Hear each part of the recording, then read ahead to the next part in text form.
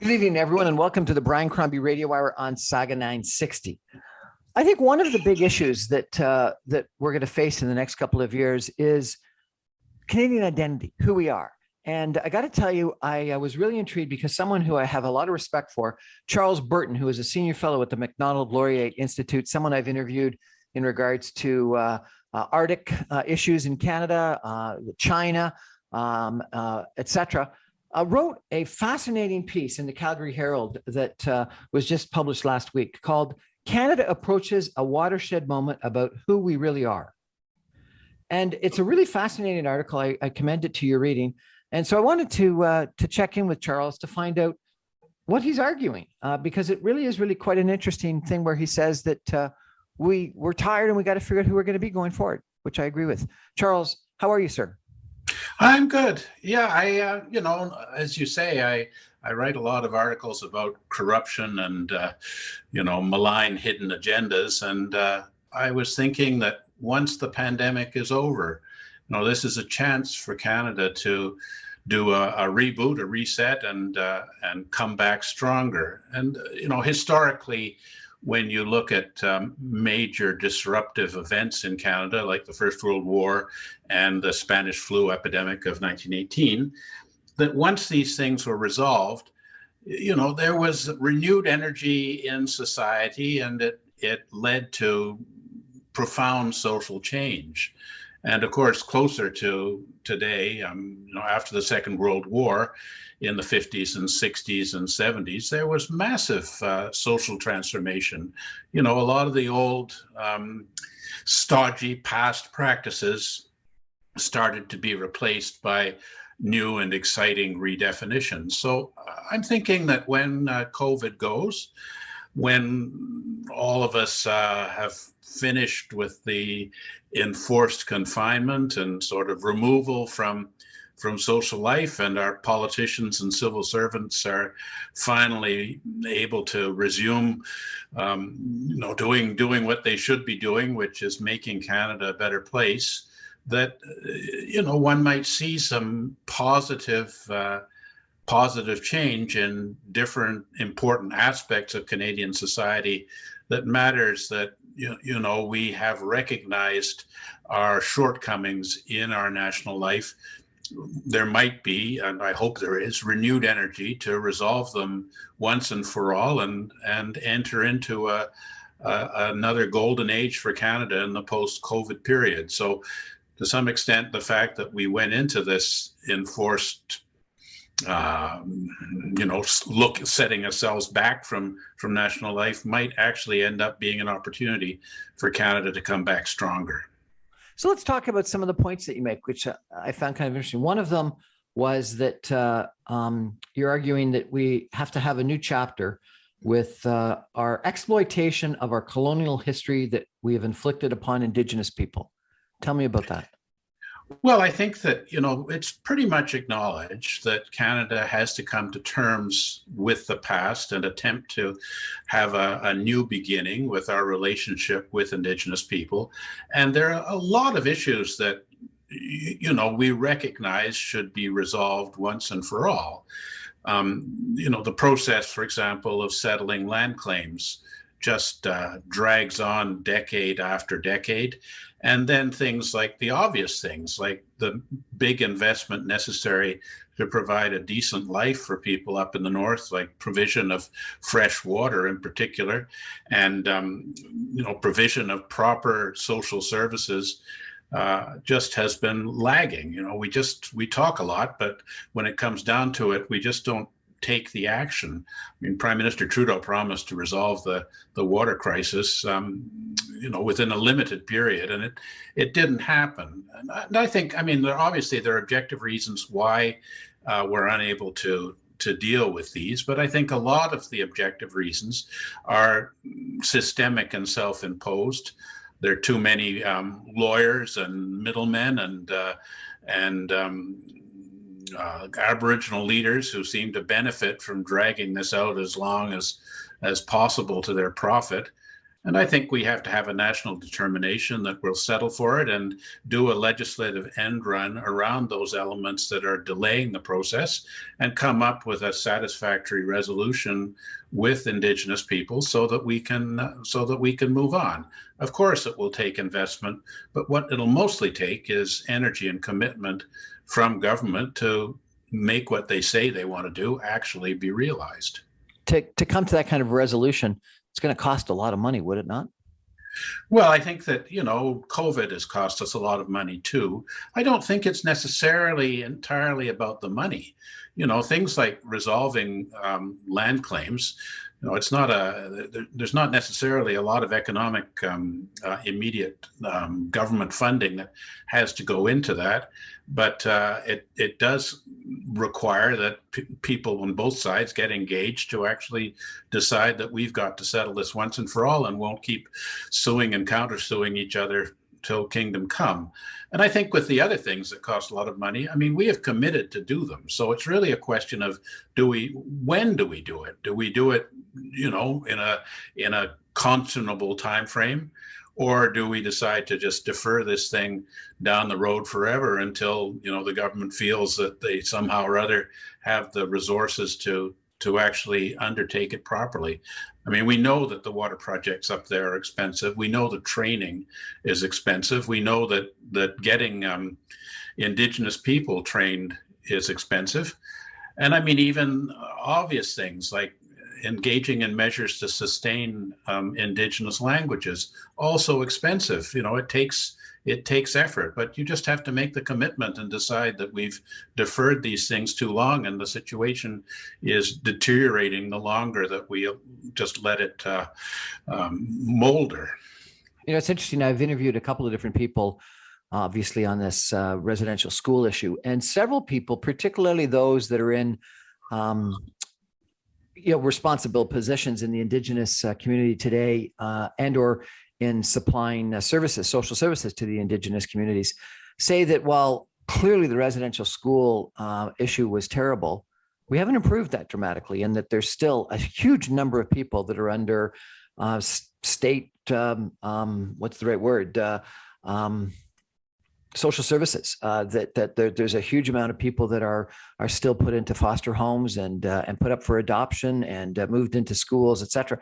Maybe not nearly as bad as residential schools, but still we've got a huge issue in regards to how we treat Indigenous children, Indigenous people. Yeah, I think that, to the fact of poverty and degradation among some elements of the Indigenous population is something we have to address.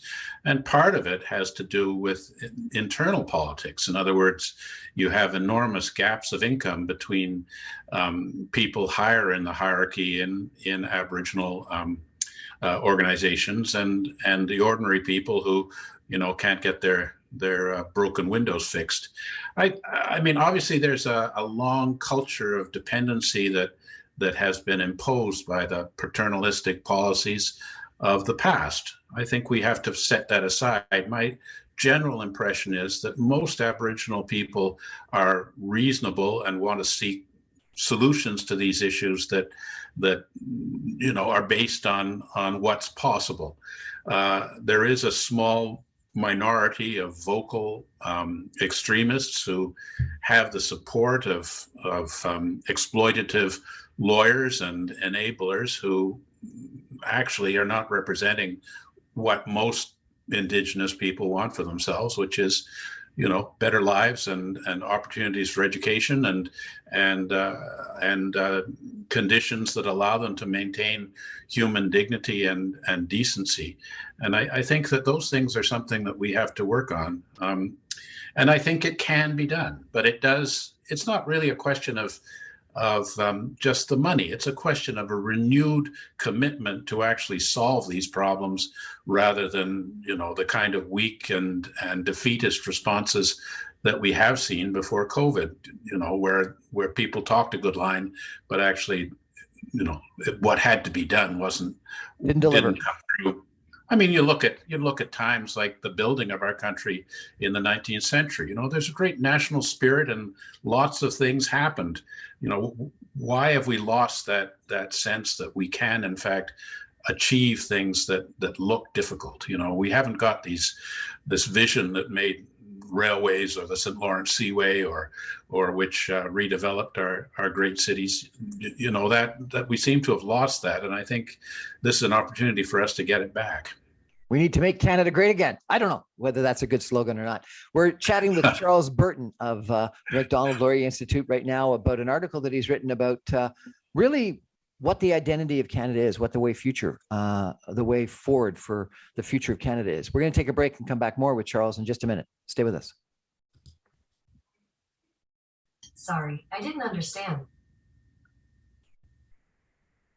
Welcome back to the Brian Crombie Radio Hour on Sauga 960. I was really intrigued by an article that someone who I have a lot of respect for, Charles Burton, who is a senior fellow at the Macdonald-Laurier Institute, spent about 20 years as a professor at Brock University, spent some time working in the Canadian Embassy in Beijing as an expert in China-Canada relations, and also is with the European Values Center for Security Policy at the University of Alberta right now. He wrote this article about Canada approaching a watershed moment, and that we've got to figure out who we really are. Charles, one of the other paragraphs, and there's numerous of them in here that we're going to talk about, but that really sort of struck me and intrigued me was your description that that we have this smug domination of national priorities by a, quote, Laurentian elite, unquote, comprised mainly of white people with roots in the past of Ontario and Quebec. That we don't get Western alienation, that we don't get the rest of the world, the rest of Canada, immigration, Asian immigration and Eastern European immigration, etc. Do you think that we've had this Laurentian elite that somehow we got to get rid of or we got to change from? Well, I think that we just have to acknowledge that Canada is a country where the West is a growing element, and that the West, Western alienation is a real thing. I think people here in Ontario and Quebec tend to marginalize the concerns of people in Alberta. And I'm not saying that we necessarily are going to abandon our commitment to global warming, but that if the government is going to engage in programming that disadvantages the oil patch, that it's incumbent on the government to be in there doing serious negotiations to come up with alternatives to maintain the prosperity of that region and to accommodate the concerns of people there. I mean, typically what you see is that an opposition party is able to capture seats in places like Alberta and northern BC, and it seems that the Liberal Party and the people who are sitting in this part of the country really don't pay them much mind or give them much importance, for electoral reasons or whatever. In other words, the Liberals don't expect to get any seats much in that part of the world. Therefore, they feel it's not necessary to make those constituents as happy as they need to people living in, say, the 905 around Toronto, which is an important voter bloc for them. So I do think that it's been appalling that we've allowed a significant fraction of our national population living in one region to feel so badly done by.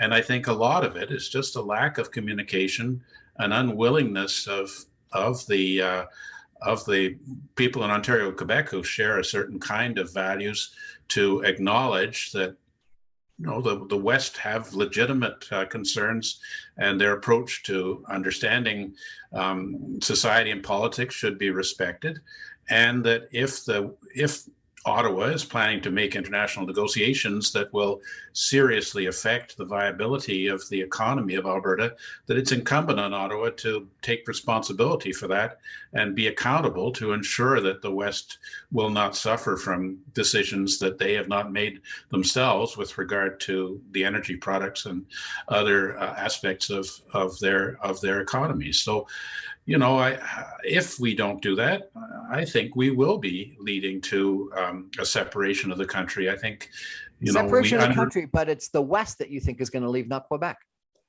I think Quebec right now is pretty happy with how things are going. There's been terrific toleration on the part of the rest of the country for Quebec distinctiveness. frankly, I don't agree with it at all. But our government has not undertaken any action against Quebec's discrimination against people who are wearing hijabs or other religious symbols, turbans and so on, who are being excluded from the public sphere. So when you say, well, we can't have hijabs teaching in the public school, what they're really saying is we can't have people who wear hijabs teaching our children. And, that seems to me as a gross violation of the Charter of Rights and Freedoms, and that the rest of Canada should be telling Quebec that, if you're going to stay in our country, you have to respect our basic sensibilities with regard to human rights. And so far that hasn't had any purchase.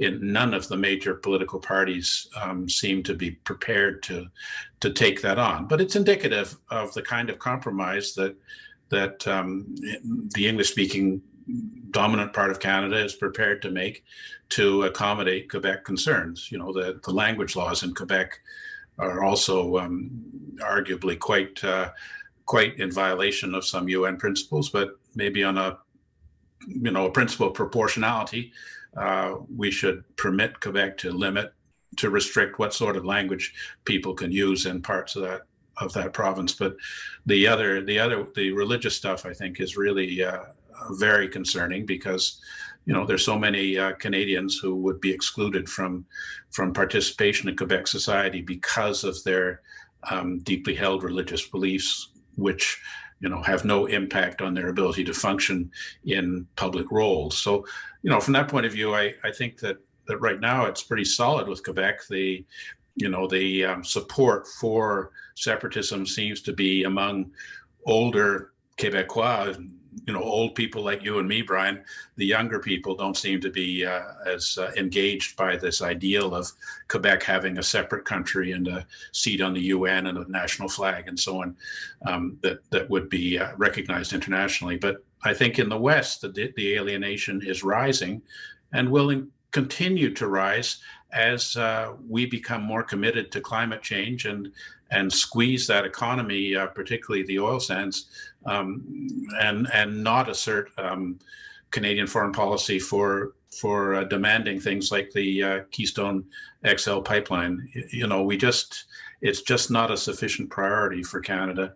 But I don't think it's just about, when you talk about the Laurentian elite and the domination of certain old families in the Canadian elite, it's also about, people of different backgrounds who built our country, who tend to be excluded from history.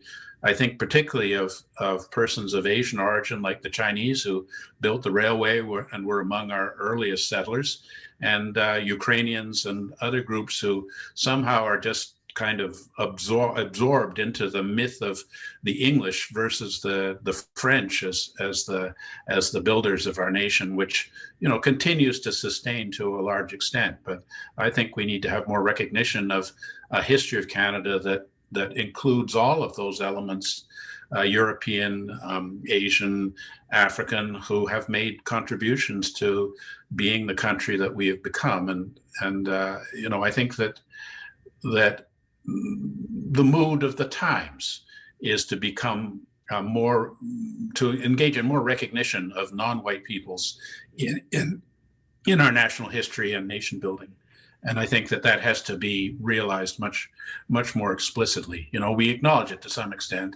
We do have these disturbing movements like removing statues of our founding Prime Minister John A. Macdonald, and that sort of action on the basis that the values that they held in the context of their time are considered repugnant by today's values.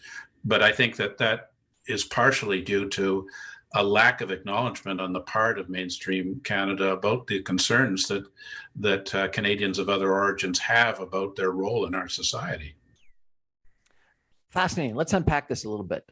So first of all, in regards to Bill 21, which I think is the bill that you're referring to in Quebec, that makes it illegal to provide public services if one's wearing religious symbolism.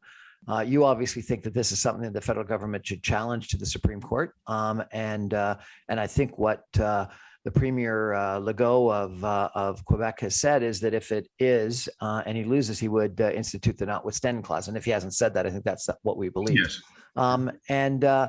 And yet, and I think you're correct, not one major political party, not the NDP, not the Conservatives, I don't even believe the Greens have stood up and said that the federal government should challenge this to the Supreme Court. So what do you specifically think? Well, I understand you think that it's wrong. What do you specifically think government or other political parties should be doing in regards to Bill 21? Well, I think that our political leaders should stand by their principles that human rights are universal and therefore apply in all parts of the country equally. And that we can't have a part of our country where people are being denied their fundamental human rights on the basis of their religious beliefs. And so, I do think that it should go to a court process. And you're right. I mean, the notwithstanding clause could well result in the court ruling that the government of Quebec is able to continue to implement this measure. But I don't think that we ought to simply take it lying down and ignore the fact that, for people like me, and I think most of the Canadians and the rest of Canada, we just think that this is a fundamental violation of the rights of a significant fraction of our population, and that they should be respected. And so, I think that's as far as it goes. I'm frankly puzzled as to why there's such strong support for these measures in the province of Quebec, and that, opinion polls show that is the case. But, the thing about rights is they're supposed to protect minorities.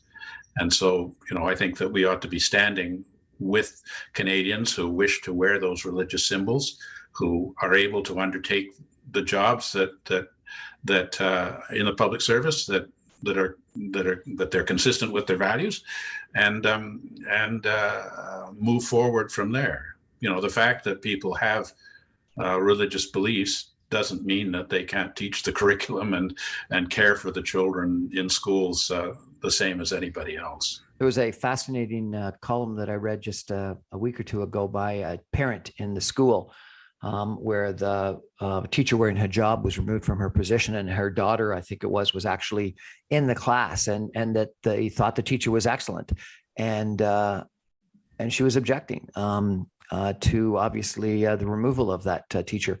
And I thought it ironic that this was one of the big issues at the national leaders debate during the last federal election.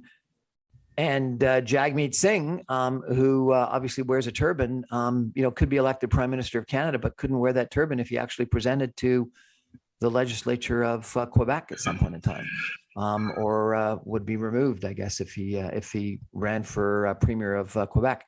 But the moderator who asked those questions was almost suggesting that Quebecers that supported Bill 21 were racist. And Premier Legault turned it around to suggest that Canada was wrong, or the moderator and other people were wrong for suggesting Quebecers were racist. So is this a racist bill? Well, I think it's up to the courts to decide whether the bill is consistent with the Canadian Charter of Rights and Freedoms. I wouldn't want to throw around words like racist. I think it's just a question of is there an obligation on a government in Canada to allow people of different religious backgrounds to be able to participate in delivering public services? And I guess what it really is can you deny certain people, many of which are people of color, from the opportunity to pursue careers in police or fire departments or schools or anywhere where which is publicly funded, and I think that's that's important. The Quebec laws, perhaps about requiring that immigrants' children should learn the French language, and that Quebec should be the language of the province of Quebec. That seems to me one which arguably might violate some human rights principles could be protected by the notwithstanding clause. But I think in the interest of a principle of proportionality, which is, that we don't want to see the French language it disappear from the province of Quebec, that we should be giving more latitude to the measures to protect rights in Quebec, maybe on the basis that there are exceptional circumstances similar to the provisions that we should be restricting the rights of Canadians who are unvaccinated to participate in certain societal activities, like don't have your vaccination, can't go and enjoy a pleasant evening in a bar, and technically that's a discrimination. But the idea that in the interests of the whole, we should restrict the rights of people who threaten the good of others is something that can certainly be adjudicated.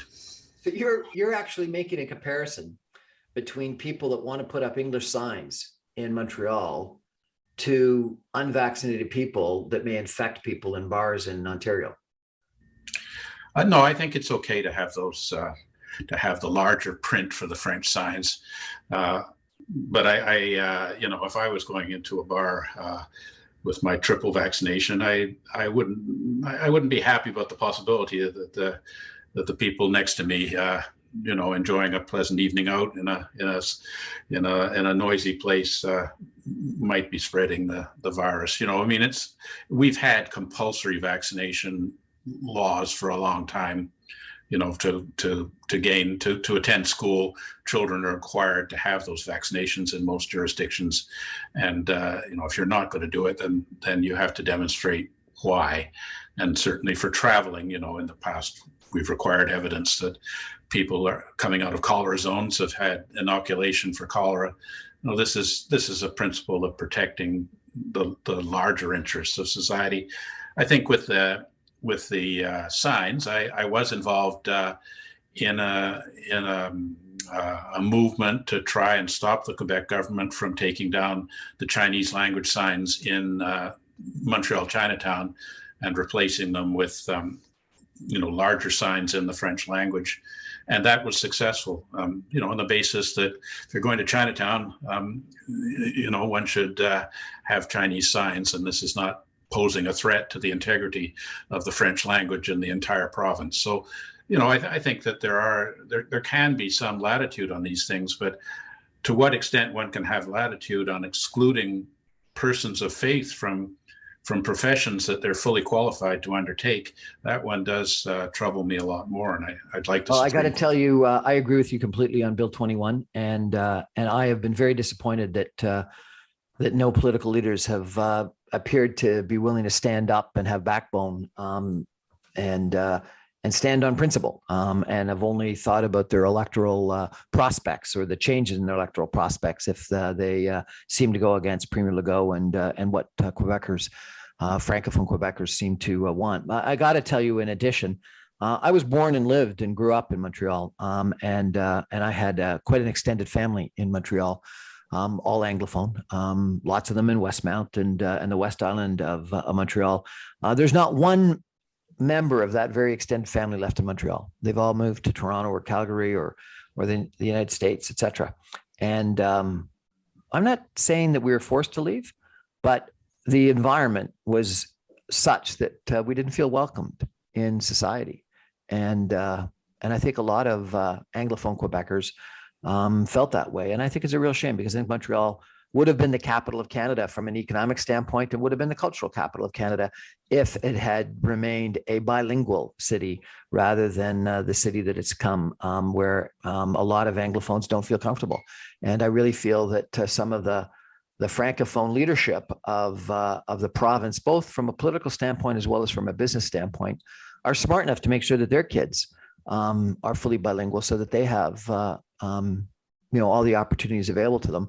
But some of the language laws have really sentenced a bunch of Francophone Quebecers to be unilingual Francophone, and they've cut off their economic opportunities. And so I really wonder long-term whether this language law is going to come back to have been a real negative to Montreal and Quebec.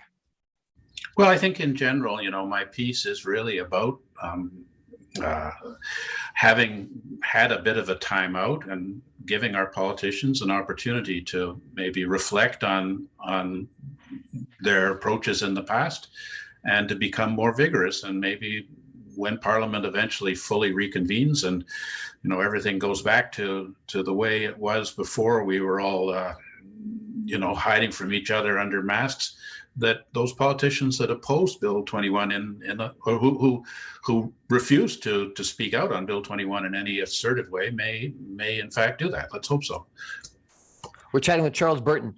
He's a senior principal with the Macdonald-Laurier Institute. He's written a very fascinating piece on who Canada is going to become after the pandemic. We're going to take a break and come back after the messages. And I want to ask him a little bit more about Western alienation because that's clearly one of the other issues that he raises. Stay with us, everybody.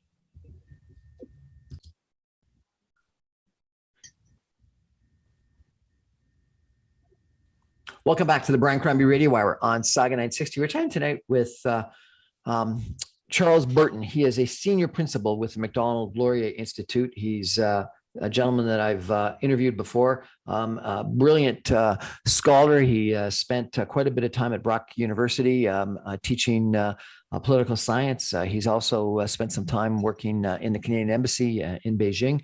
And you actually spent a fair amount of your time at school in Fudan University and some of your most formative years in China, I believe. And one of the other issues that we talked about a little bit as we were talking about this Laurentian elite that you think needs to give way to a better definition or a newer definition of Canada is Western alienation and the oil sands and climate change impacts. I had the occasion just before the holidays to travel to Fort McMurray. And Charles, I got to tell you, I've never been to Fort McMurray. I've never been to the oil sands before. I was wowed. Some of the statistics were shocking. I didn't realize that Fort McMurray and its area produces 1/3 of the oil that Saudi Arabia produces. And we think about how powerful Saudi Arabia has been as a petro nation and its impact on OPEC and oil and prices, et cetera. To think that Fort McMurray is 1/3 of that, the significant amount of tax revenue that comes from Fort McMurray, the significant amount of GDP that comes from Fort McMurray. And I drove around the town and I guess I was expecting a whole bunch of camps, and I went and saw the camps. The camps were spectacular, but the town itself looks like Mississauga or Southwest Calgary. It's a bunch of residential suburban homes with pools and decks and whatnot. A little bit colder, but it's a big town, big city. Of the industry people I spoke with, most of them believed that oil and gas production would stay somewhat the same into the future, but that because of climate change regulations and concerns, et cetera, that they would have to work on carbon sequestration, on conversion to hydrogen, lots of other things that made it cleaner.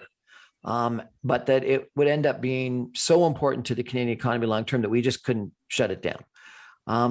What do you think we need to do in regards to the oil sands and oil and gas business?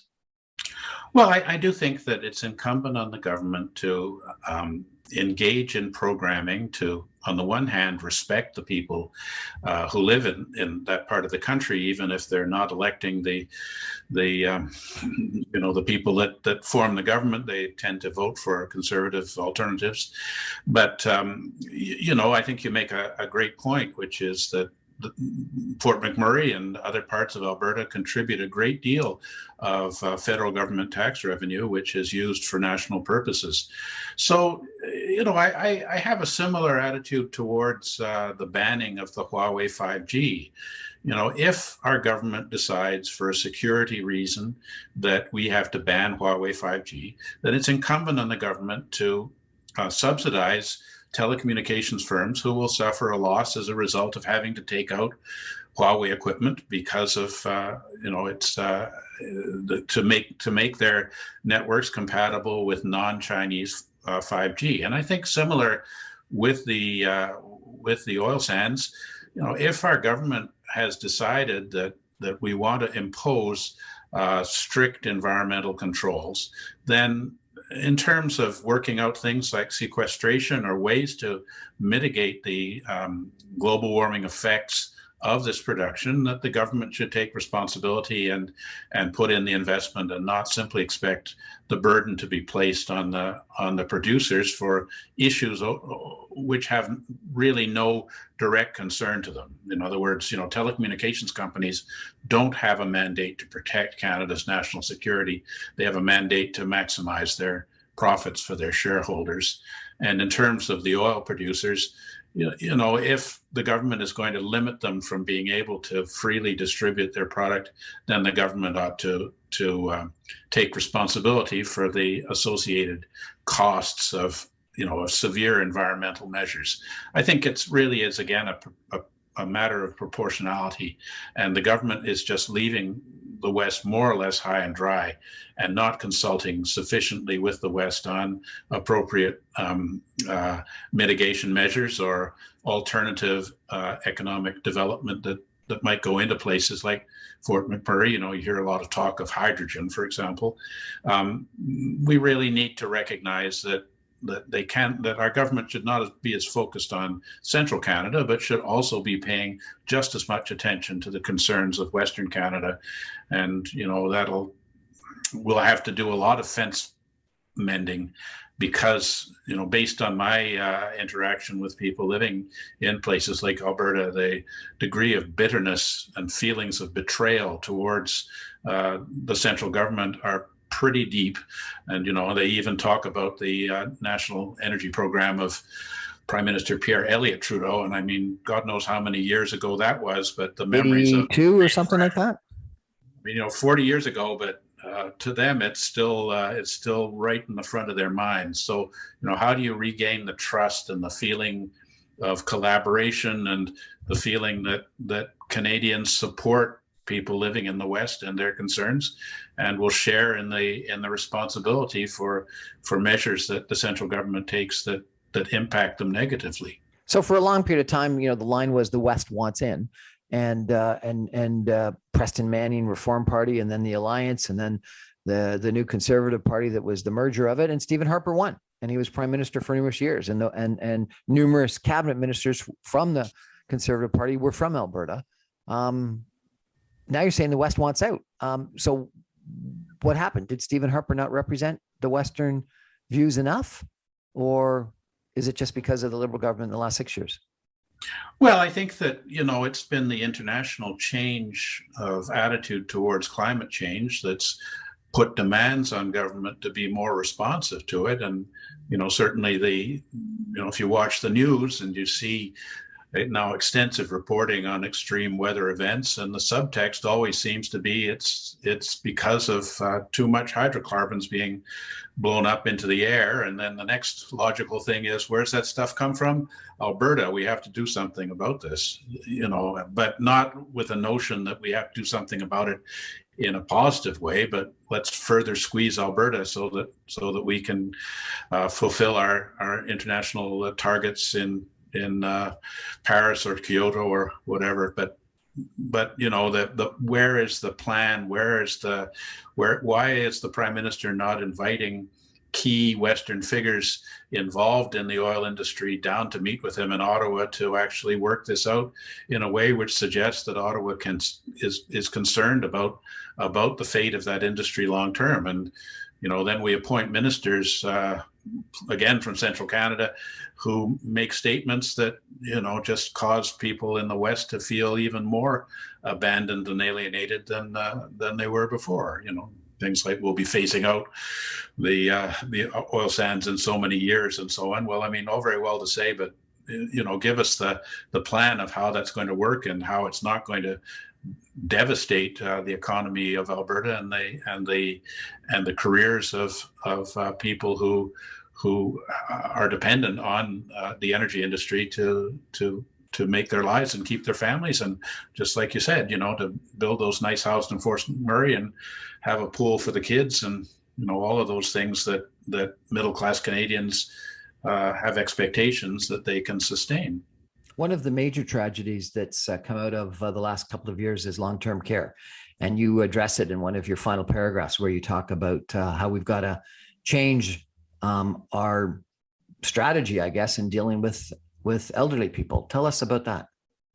Well, I see it as sort of the canary in the coal mine for whether or not we're actually going to come out of this COVID thing a stronger, re-energized Canada with a better vision of who we are and how we can implement it. I mean, you know, we have learned in the course of the COVID crisis, when so many of our elders ended up neglected and dying alone, that there's something seriously wrong in our elder care. You know, we need to allow for a more dignified end of life, and that the people who are working in these long-term care homes, mostly women of color, are working under horrendous conditions for very low rates of pay. And, you know, it's just, what sort of a society are we when you have seniors who have contributed to our society and politics, who end up living in and dying in conditions that are noisy, smelly, crowded, lonely. You know, we need to, I think, to be looking at some of the Scandinavian countries and come up with ways of looking after our seniors that will allow them to live out their final days in as much comfort as possible. And that does require, you know, strict government regulation. You know, the idea of for-profit elder homes where they try and maximize, you know, minimize the service and maximize the costs they can extract are clearly not the way to go. I've visited some of my senior colleagues who have ended up in these places, you know, people who are very weak of body and often starting to suffer from dementia. And you know, it's complete bedlam in the places I've been. And I just weep to think that you know, distinguished, respected colleagues of mine are ending up this way. And now with the COVID crisis, we recognized how ill-staffed they were, and so many of these old people are left unattended and depressed when they really need to have proper, you know, generous care. And that's a question of how many hours per worker is per senior is allocated for care, and can we you know, will we decide that we just have to do something about this, that we can't just consign them to a lonely death because they're an essentially voiceless and invisible element of our community. You know, the COVID crisis has shown us that there's a big problem here. Do we just, at the end of it, you know, go through all the nice ceremonies I'm sure we'll have to express our gratitude to the frontline workers who made such enormous sacrifices to deal with the crisis of the pandemic, and then leave the situation in long-term care homes exactly the way it was before? I mean, what sort of a Canada would that be? You know, after SARS in Ontario, there was a judicial inquiry into long-term care facilities, and they came forward with numerous different recommendations. And I'm not an expert in this, but I had someone on my show who told me that almost none of the recommendations were actually implemented, or if they were implemented, things like having a reserve supply of PPE and ventilators, that they weren't maintained. And so that therefore the recommendations, while they would have been somewhat implemented, weren't implemented adequately to help us out longer term. And that the biggest issues in regards to what you talked about full-time employees that didn't go from long-term care to long-term care facility were the opposite trajectory occurred, where we had more part-time employees that actually traveled to more different long-term care facilities in their daily work, and that was one of the reasons why the virus spread so quickly. Anyway, I agree with you. I think that it's been a tragedy, and we're going to have to address it. We're going to take a break for some final messages and come back with some concluding comments with Charles Burton of the Macdonald-Laurier Institute and his vision for Canada coming out of the pandemic that he published in the Calgary Herald. In just a minute. Stay with us, everybody.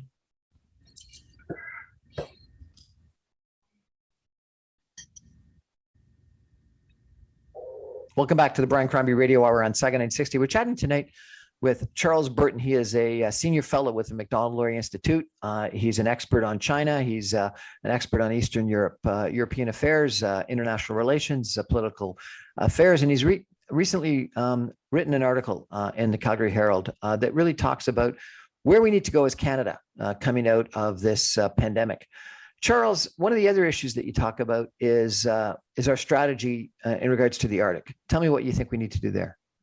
Well, I think that, since so many years, I mean, going right back to John Diefenbaker, there's a rhetoric that, Canada is the North and that the Arctic is the future, and that sort of discourse. Now we're in a situation where we have not put the investment into the Arctic that has been promised by successive governments, conservative and liberal, over 50, 60 years. And we're now facing challenges in the Arctic. I mean, global warming has led to an opening up of possibilities for shipping lanes that didn't exist before. And we're seeing particularly China showing a lot of interest in waters that we regard as our Canadian Arctic sovereign territory. We have a difference of opinion with the United States over the extent of what up there is Canadian territory and what is international waters. We see threats from Russia that has a much higher population density in those northern regions. But like the other issues that we discussed, like long-term care, like Indigenous issues, we've been talking for a long time about the need for significant enhancement of our capacity to defend the North, and it never happens.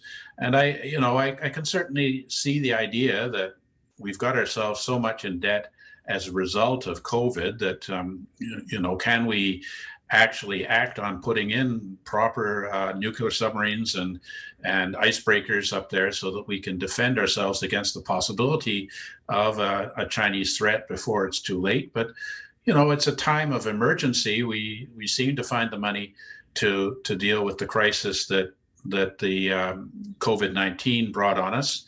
And I anticipate that when the pandemic turns into an endemic and economic life returns to normal, that like after the first war and the Spanish flu in the 20s, and like after the Second World War in the 50s, that we're going to see an economic boom.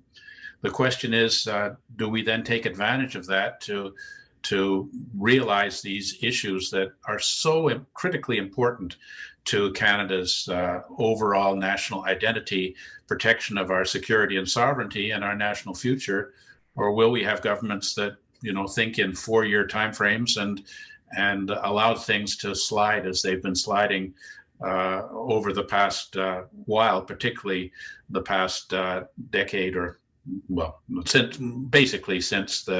since the Liberals have been in power? You can't really see a lot of great national projects that have occurred over that period. And I think it's time for us to retrench, rethink, revitalize, and get things done. Charles, where is this retrenchment, rethinking, revitalization going to come from? Well, you hope that after a period of reflection that the Canadian people will want to see a new kind of Canada.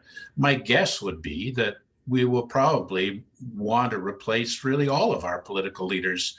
I think that the Liberal government is getting tired and it's time for new blood. I think the Conservative Party just hasn't been able to get its focus on things. And similarly with the NDP, you're not seeing, the kind of vitality that existed in that party under, say, Tommy Douglas or, earlier, more vigorous leaders. So, I think that it's a question of national mood that will demand that we actually get governments that come to meet Canadians' values and aspirations for our country.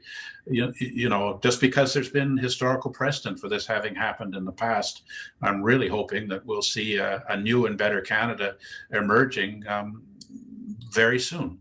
And I think that we are at a tipping point in terms of our national identity, and particularly among young people, they see a very different Canada from the Canada we've seen in the past. And I mean, there's some institutions, for example, the monarchy, that are clearly in decline and no longer responsive to the realities of Canadian political life, and in fact in serious decline in Britain as well. And there may well be a movement for us to break away from that, as we've seen other countries doing.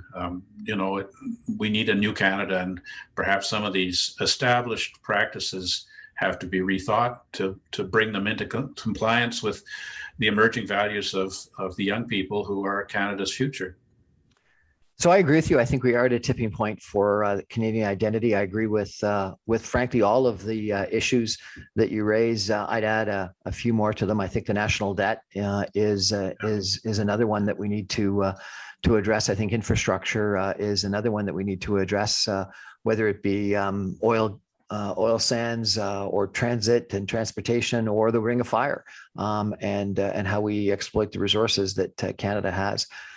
I'm not sure about the monarchy, but that's an interesting point that you make near the end, particularly if Queen Elizabeth regrettably passes away at some point in time in the future, because I'm not sure how many people are going to be proud about singing "God Save the King" to the future King of England and Canada. I guess I think that the catalyst for this should be naturally the leadership for the Conservative Party. And I think that Aaron O'Toole is holding on with his fingernails. But logically, a leadership convention should be a way of generating the new ideas, looking forward for this vision. And maybe it's going to be a leadership convention for the Liberal Party if Justin Trudeau steps down, but that may or may not happen. And so the natural one would be the leadership of the Conservative Party. And I hope that we end up having some people present themselves that present these kinds of images of Canada, these identities for Canada that you and I and others can get excited about. And I really thank you for raising these issues in this article, because it's excellent. And I think you've raised the points that need to be raised. I appreciate your time, sir. I also agree with all those other things you're talking about. And I agree with you. We need a strong, charismatic, principled leadership that people can look up to and respond to. And, we haven't had that in Canada for some time. And I think it's time that we got that sort of figure leading our nation and inspiring us to do better. Charles Burton, thanks for joining us. That's my show for tonight. Good night, everybody.